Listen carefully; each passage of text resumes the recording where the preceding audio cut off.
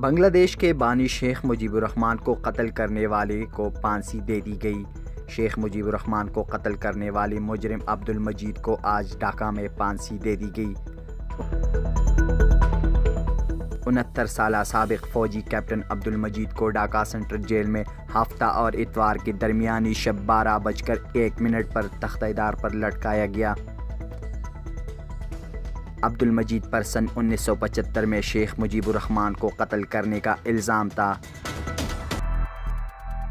उन्हें दीगर 14 मुजरिमान के हमरा सन 1998 में कसूरवार देकर सज़ाए मौत सुना दी गई थी, ताहम वह मफरूर थे।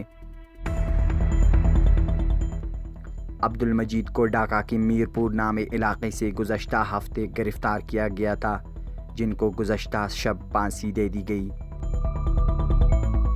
वक़ास हारून, sportsstory.news।